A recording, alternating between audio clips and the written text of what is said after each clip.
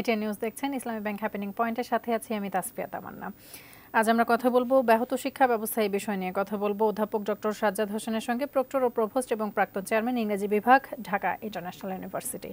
আপনাকে স্বাগত আমাদের আয়োজনে। আপনাকেও ধন্যবাদ।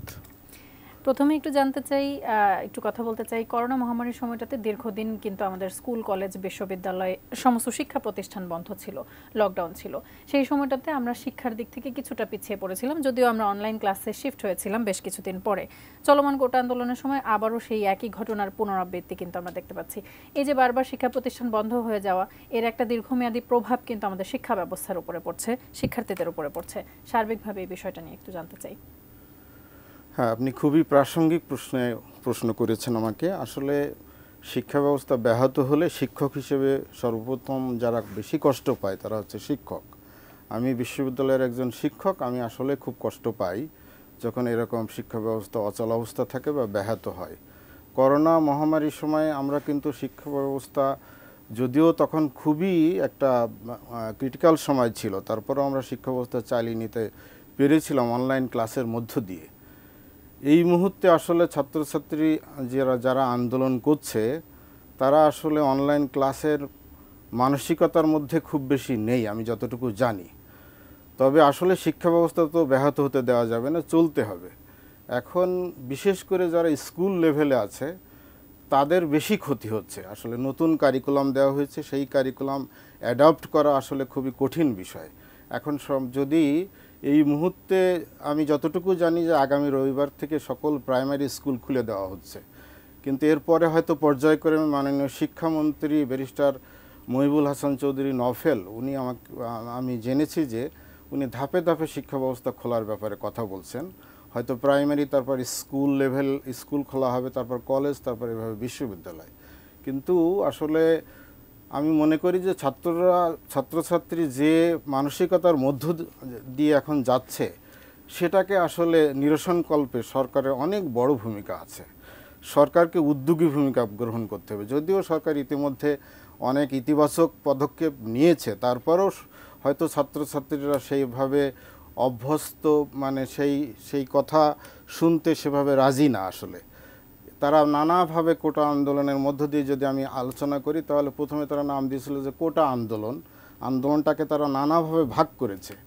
হ্যাঁ, এবং সেই ভাগের মধ্য দিয়ে তারা যাচ্ছে। যেমন গতকাল ছিল যে মার্চ ফর জাস্টিস, আজকের যে তারা যে আন্দোলনে যাবে সেটা হচ্ছে রিমেম্বারিং আওয়ার হিরোজ। এভাবে তারা টাইটেল দিয়ে দিয়ে তারা আন্দোলন করছে। এখন সরকারকে আসলে মানে কোনো রকম দেরি না করে আমার মনে হয় একটা ইতিবাচক সিদ্ধান্তে আসা উচিত, তাদের সাথে আলোচনা করা উচিত।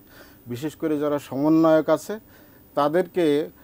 তাদের সাথে বসা উচিত এবং যেভাবে যা করা উচিত সেভাবে অতি দ্রুত করে শিক্ষা ব্যবস্থা চলমান রাখা উচিত বলে আমি শিক্ষক হিসেবে মনে করি।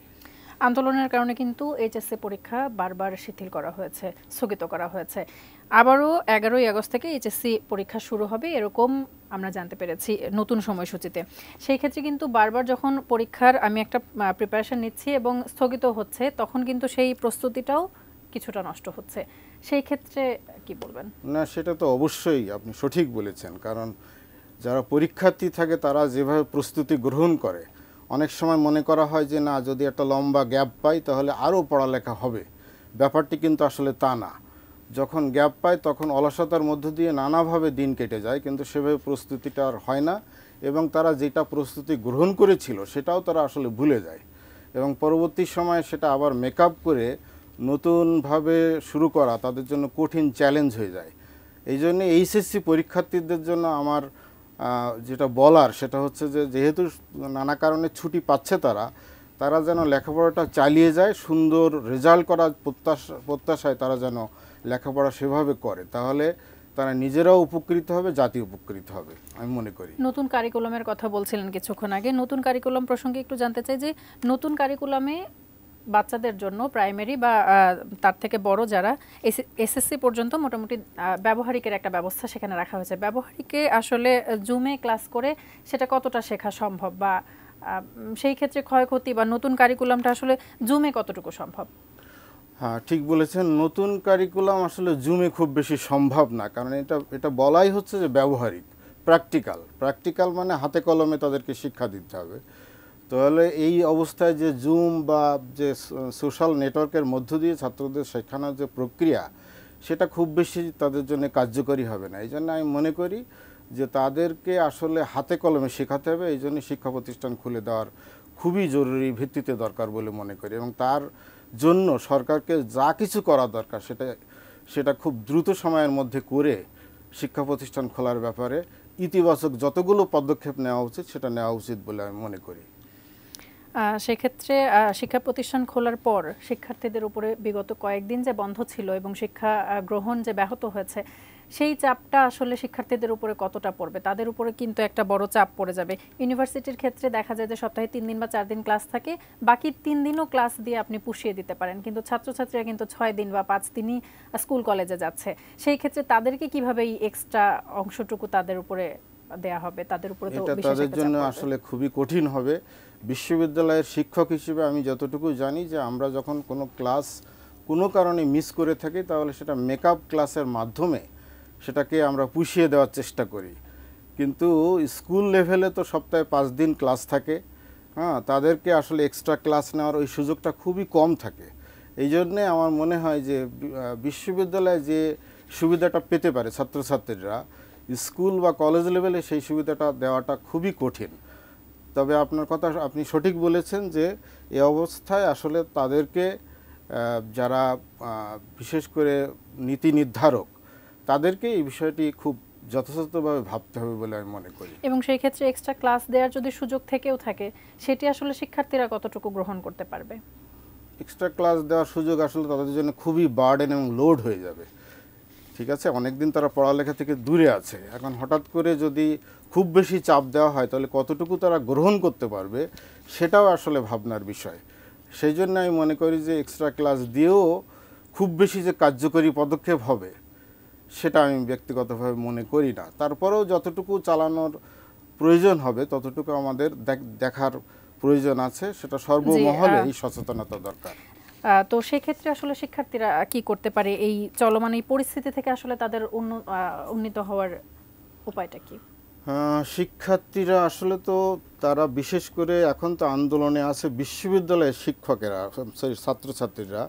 বিশ্ববিদ্যালয়ে যারা লেখাপড়া করে সেটা পাবলিক এবং প্রাইভেট দুটো বিশ্ববিদ্যালয়, প্রাইভেট ইউনিভার্সিটিও কিন্তু এখন এই আন্দোলনে বেশ বড় ভূমিকা রেখেছে বলে আমি মনে করি। আমার মনে হয় যে আন্দোলনে তারা আছে তাদের কিন্তু বড় অংশ তাদের পূরণ হয়ে গেছে ইতিমধ্যেই। কোটা যে সংস্কারের কথা বলা হয়েছিল সেটা কিন্তু 7% এখন আছে, কিন্তু আমি ব্যক্তিগতভাবে মনে করি এটা আছে মাত্র 2%, কারণ মুক্তিযোদ্ধার সন্তানেরা আর চাকরির বয়স আছে বলে আমি ব্যক্তিগতভাবে মনে করি না। অতএব ওই 5% যেটা বলা হচ্ছে সেটা খুব বেশি কার্যকরী হবে না, আছে আসলে 2%। তার মানে তারা চেয়েছিল 5%, এখন আছে সেটা কিন্তু তাদের দাবি পূরণ হয়ে গেছে। কিন্তু তারা আরও অন্যান্য দাবি দিয়েছিল যে আমাদের 8 দফা দাবি মানতে হবে। সরকার ইতিমধ্যে অনেক দাবি মানার চেষ্টা করছে, কিন্তু তারপরেও হয়তো কিছু দাবি সরকার এখনও মানতে পারেনি। এজন্য ছাত্রছাত্রীরা মনে করছে যে না, আমাদের পুরা দাবি যতক্ষণ সরকার না মানবে ততক্ষণ আমরা আন্দোলন থেকে যাব না। তো এই জন্য সরকারকে উচিত যে তাদের সাথে যত দ্রুত সম্ভব বসা, একটু ডায়ালগ করা এবং সমন্বয়কদের নিয়ে বসা। 6 সমন্বয়ক এখনও ডিবি হেফাজতে আছে, সেটাও আসলে বিতর্কের প্রশ্ন উদ্রেক করেছে, বিতর্ক সৃষ্টি করেছে। আমার মনে হয় যে সব কিছু নিরসনকল্পে সরকারকে ইতিবাচক পদক্ষেপ নিতে হবে। এই বিষয়গুলো নিয়ে আরও কথা বলবো একটা ছোট্ট বিরতি থেকে ফিরে। দর্শক, ইসলামী ব্যাংক হ্যাপেনিং পয়েন্টের সময় হলো একটি বিরতি নেওয়ার, আমাদের সাথেই থাকুন।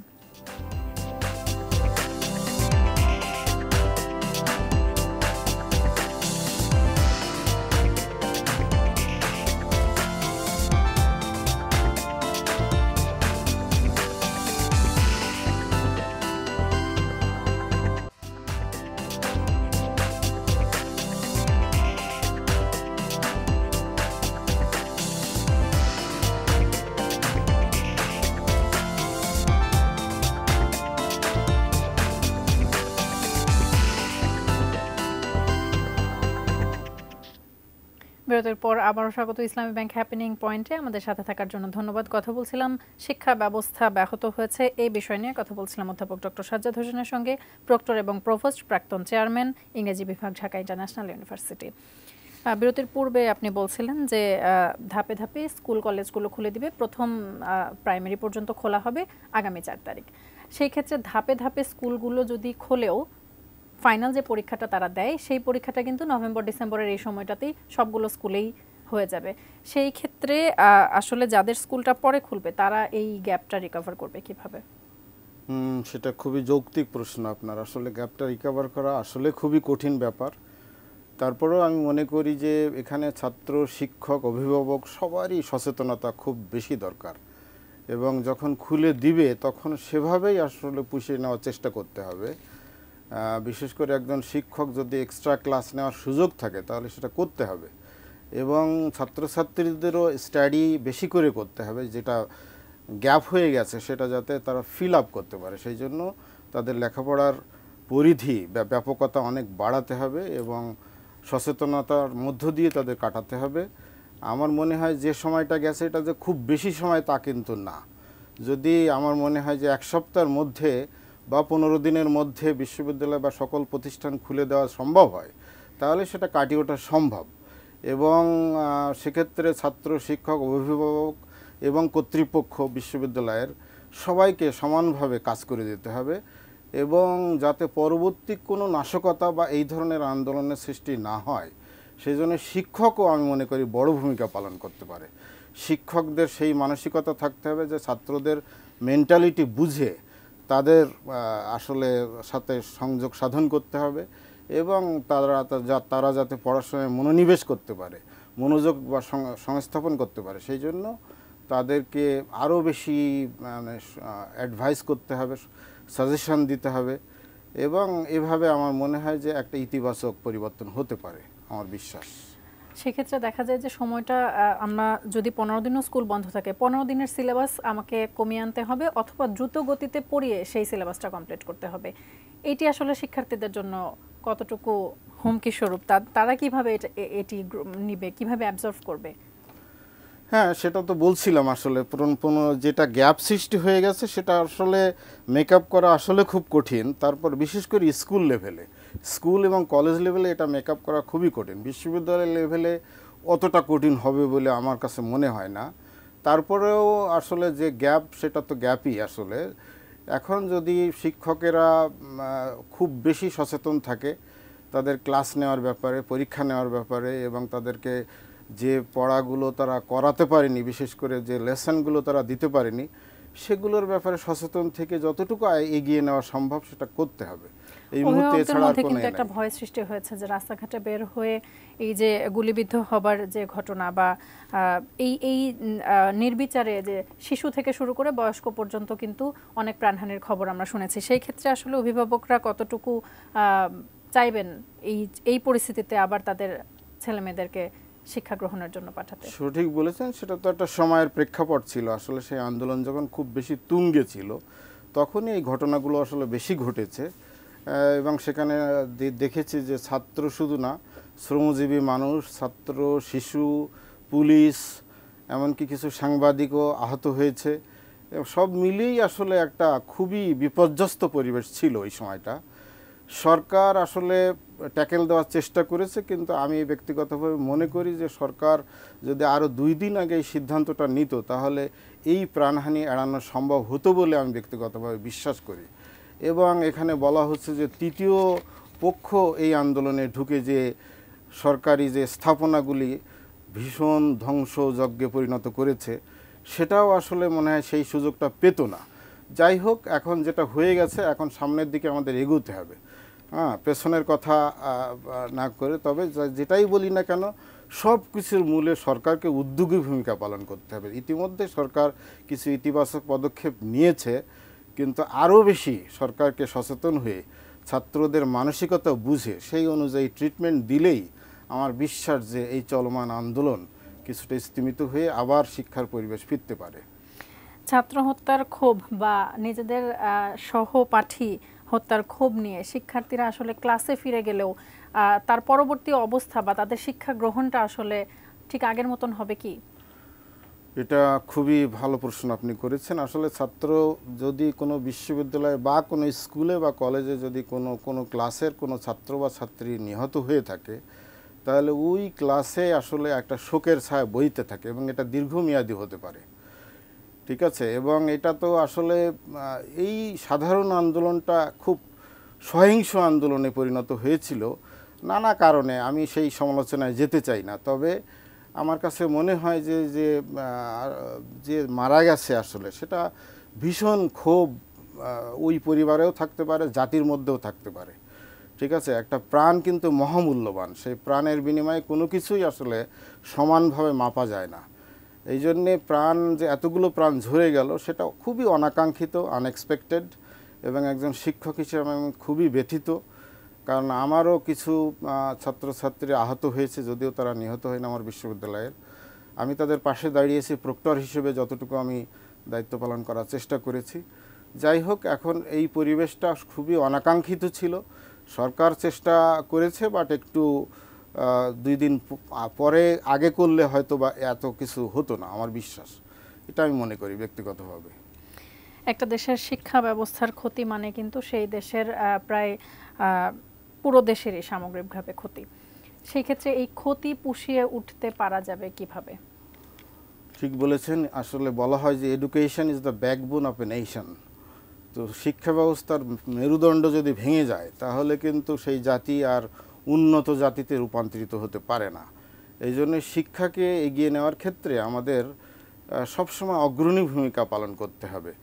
যদিও শিক্ষা বান্ধব পরিবেশ আছে, শিক্ষামন্ত্রী নিজেও খুব শিক্ষার ব্যাপারে খুবই উদ্গ্রীব এবং সচেতন আছেন। এই মুহূর্তে আসলে শিক্ষা বান্ধব পরিবেশ আছে কি? এই মুহূর্তে নেই, তবে এটা সৃষ্টি হতে পারে। আমি এর আগেও বারবার বলছি যে আসলে সর্বমহলের, বিশেষ করে সরকারের খুবই ইতিবাচক সিদ্ধান্ত নিয়ে আগাতে হবে, এবং যারা ক্ষুব্ধ ছাত্রছাত্রী তাদের সাথে সরকার একটু বসতে পারে।